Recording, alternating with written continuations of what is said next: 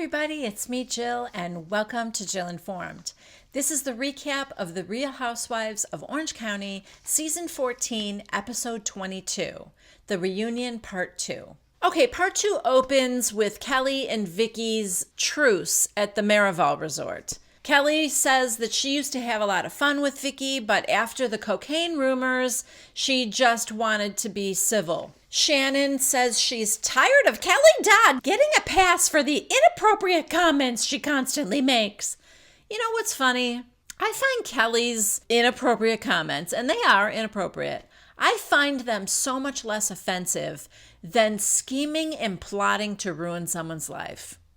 Which is what your buddies are doing, Shannon. You know, the other Dos Amigas, they're constantly looking at ways to bring somebody else down. And I find that much less tolerable. Next, we move on to Bronwyn's package, and we get another glimpse at Dr. Deb's confessional after Bronwyn shared with us that she was a latchkey kid at age 4. Well, compared to a refugee camp, Bronwyn had it pretty good. Okay. Yeah, and compared to Casey Anthony, you're a pretty good mom. Bronwyn says that she asked Rowan if it was okay to share her story about her having OCD and her anxiety issues. Rowan said yes, that if it would help somebody else, she wouldn't mind if her mom mentioned it. We get a way too short flashback of Kathy at the fashion show, because Kathy is one of my favorite side characters. Andy asks her how she felt about Vicki calling her boring wind. Bronwyn said, I've been called a lot of things, most of them true, but I'm not boring. And then Vicki, oh my God. Vicki literally tries to play it off like I had just never heard that name before. Yeah, so in your attempt to say Bronwyn, you said boring wind or brown wind. Nobody believes you, Vicki, so just stop being foolish. She's like, I was confused. God. Anyway, she tells us that she just doesn't like Bronwyn. She just thinks, she's a season 1 person and she came in too hot. I think Gina agrees that she also thought Bronwyn came in too hot.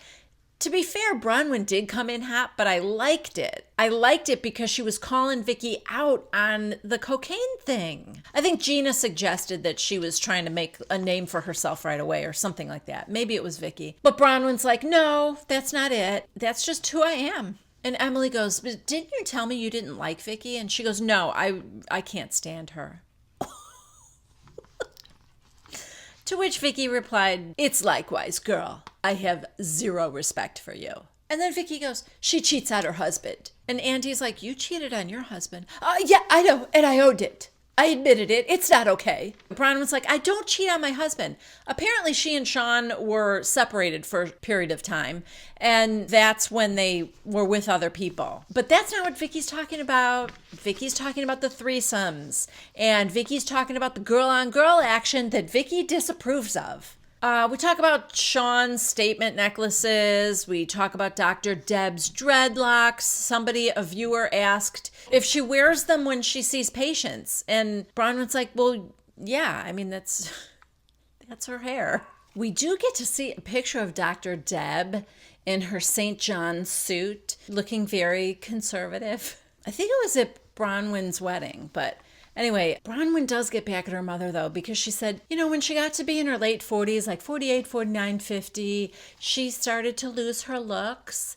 And camera pans over to, the Tres Amigas, and they are shooting daggers at Bronwyn. She said that she went to Burning Man, and then that's when that, Burning Man look started, with the dreadlocks and the colors and all that. And she said because she wasn't getting as much attention, and this was her way to get attention. Yeah. She also said that they haven't spoken to each other in over 2 months. I do know that they stopped following each other on Instagram and Twitter and stuff. So I don't know if that's still going on, but I know that did happen. Bronwyn said that Dr. Deb didn't like the attention Bronwyn was getting after the show started. And she didn't like what she saw in their relationship after the show aired, that it was painful to watch. So, I don't know. Next, Andy asks Tamra about her sons. She said, yes, they still get along. She also said that Ryan might be back with Sarah. She doesn't know, but she saw something that was posted on social media, but he wouldn't tell her about it. Oh, God, girl. Andy asked her about her relationship with her daughter, Sydney, and she said, it's better. It's getting better. And he said, it is? And she goes, yeah, but I'm not going to talk about it. Finally! Yes, good. Be a good mom. Bronwyn says that Tamra actually was the one person that helped her the most with her relationship with Dr. Deb. And the camera pans to Vicki, and Vicki makes the weirdest face. I don't know. I don't even know what it's about. But I will say this.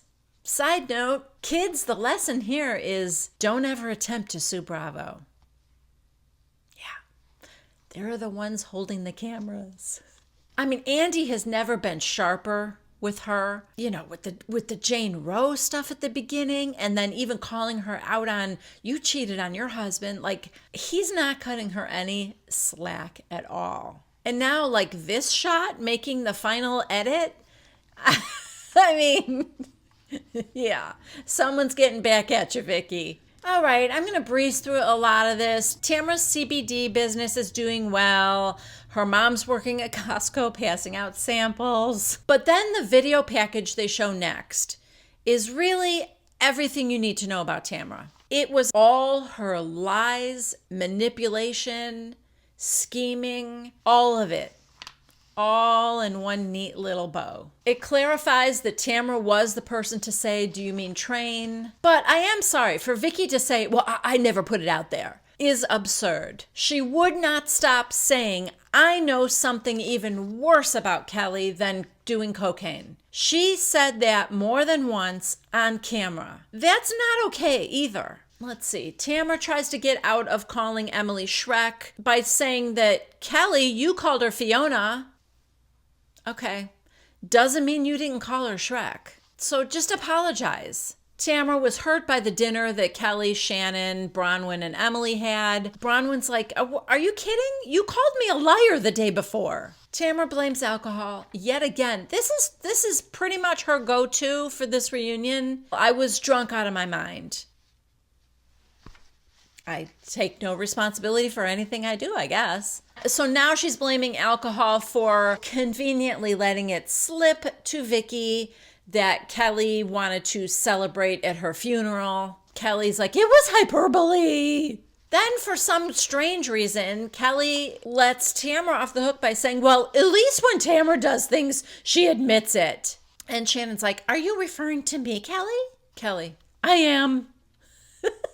Shannon, boy, I would love to know what I did to hurt you, Kelly. They go back and forth. The hands get real riled up. Then Kelly says to Andy, her friend told me that she hired a private investigator to follow me. My first season. Shannon is incensed by that. She's like, looks at Tamra. Tamra also shocked. That's insane. I'm too busy for that. I love that that's why she didn't do it.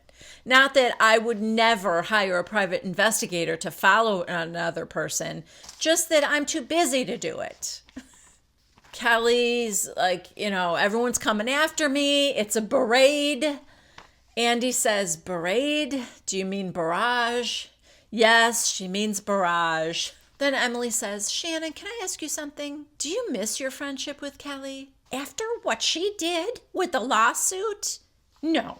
And Vicki's like, you can't talk about the lawsuit. Don't talk about the lawsuit. You can't talk about the lawsuit. Okay, got it. But Bravo can, because we get the flashback of all that whole thing, their lawsuit with Jim Bellino. And Andy's like, okay, so when Tamra repeated the rumor that you pushed your mother down the stairs, that's what prompted you to reach out to Jim Bellino? And Kelly's like, yeah. And Kelly's like, and Shannon, you're out of the lawsuit anyway. And Shannon's like, oh, no. It's going to be 2 to 3 more years before I can fully get out of this, and I have to pay lawyers that entire time. Oh, my God, people. It's not because of Kelly. You went on a podcast and talked about Jim Bellino's business. And as Vicki said, nobody goes after your business without getting sued. So you're getting sued because you opened your mouths. It has nothing to do with Kelly. Because Kelly, after the fact, said, yeah, I reached out to him and I told him he could use me as a character witness. That's not why you're being sued. Kelly is not the reason you're paying hundreds of thousands of dollars to lawyers. Shannon's crying about how my daughter's in college, but I lost 4 years of tuition. So she has already paid $250,000. And she's like, and that amount's going to go way up. Again, I'm sorry that you spoke about this man's business and he's now suing you for it. You're blaming Kelly because that makes it easier on you guys. Maybe that makes you feel better inside to blame Kelly because it makes you not responsible for your own words, but you're wrong. Andy asks, what is the lawsuit exactly? Tamra's like, yeah, that was in kind of what I said before. They were on Heather McDonald's podcast and she was asking them questions. And that's when they talked about Jim Bellino's business. Kelly, it's not my fault you opened your mouth. Hey, quick side note. I just got a gift in the mail from George and Martha over at Unkind TV, and I had to show you guys. I've got my own water now. I'm a businesswoman. I could not be happier. George, Martha, thank you guys so much. If you guys follow me on Twitter, I may have mentioned that I can't wait to try this stuff. So, oh my God, those 2 little sweethearts sent this to me in the mail. And I am so excited to try it. I just had to share this with you guys. And again, thank you so much, George and Martha. It was the perfect gift for me. If there's anybody left here that is not also following them, their channel is called Unkind TV. They're super talented. I know most of you guys here are already in love with them, but if you haven't had the chance yet, check them out. Thanks, guys. Next, we get the package of Kelly and Vicki being nasty to one another. Jolie reading the DMs from some nasty, disgusting, vile human being who sent them to a 12-year-old, telling her that her mother is a disgusting coke addict. And then Vicki actually accuses Kelly of sending that DM herself. I'm sorry, that is probably one of the most disgusting accusations she's made about Kelly, and she's made a lot. I don't know, I feel like Vicki's crossing another line. And it's so dumb because she doesn't understand how DMs work. She thinks because Jolie's account is private that nobody can DM her. Kelly tells her, that hurt me, but more importantly, it hurt Jolie. Those accusations about cocaine. Vicki, well, many people have said it, including your brother. No, my brother didn't say that. But Andy goes, okay, so you're doubling down on this, Vicki? It's kind of unreal. Andy reads a viewer question to Vicki. Okay, so you said Kelly did cocaine, she did a train, she was banned from her daughter's school, and she pushed her mother down the stairs. Do you know if any of those things are true for a fact? Vicki's response is, I didn't say train. How about you just answer the question? Do you know if any of those things are true? Why don't you answer that part? She's like, I heard at the hair salon from the woman sitting next to me that she couldn't go to her daughter's school now. I don't know, how long of a period of time that was. I don't know. Kelly's like, this is funny. Kelly's like, it wasn't ever true. I was the lunch lady. Could you imagine? Kelly Dodd is the lunch lady. Oh, my God. That was cute. Now, for some reason, Gina is being asked her opinion about this. I don't know why. And she basically says that she thinks both of them fight dirty and lack accountability for what they say. Thank you for those words of wisdom, Gina. Vicki's like, I don't lack accountability. I wish the best for Kelly. Kelly's like, I do too. I like your in-laws. I just said those things because you were coming after me. Shannon, oh, don't come after Kelly Dodd. Then they tell each other to calm down. Kelly's like, are you drunk? Before we get into that, this is just my observation, but I wish Shannon could understand that this is what her friends do. This is what Vicki and Tamra do. They rile Shannon up. They get her all crazed. Kelly did this, Kelly's evil. And then they make up with Kelly. I wish you the best. Listen, I want us to stop fighting. Kelly and Tamra were hugging in Key West or in Miami before they went to Key West. And Shannon couldn't stand it. And then Shannon is left with all these feelings about Kelly. She's really angry with Kelly. And she doesn't understand how her friends can make up with her. I just wish it would click in her head. Oh, I'm being manipulated here. Now I get it. They don't really even hate Kelly. They're driving a storyline. They're driving drama. They're working me into a frenzy so that I'll attack her. But they don't really have those feelings. I'm the only one that really has those feelings. I would love for the light bulb to go off in Shannon's brain. Anyway, now she wants to address everybody keeps saying I'm a drunk. I've been dealing with this, but I lost 40 pounds. You don't do that when you're drinking. I mean, you could. Then Kelly tells her she had liposuction. Well, you had liposuction. And she's like, I did not. Kelly says, yeah, I should know because my ex-boyfriend did it. Tamra, who Shannon's supposed to be her best friend, or at least a good friend. Tamra says to Kelly, did he tell you that? Tamra can't help herself. She doesn't care about anybody more than she cares about a juicy piece of gossip. Now, this is controversial because what Kelly does is she looks back at Tamra and she goes, that seems like a yes to me. But after people on Instagram and Twitter were telling her that would be very unethical of Dr. Brian Regan, she then said, no, he didn't tell me. I went there with her when she had it done.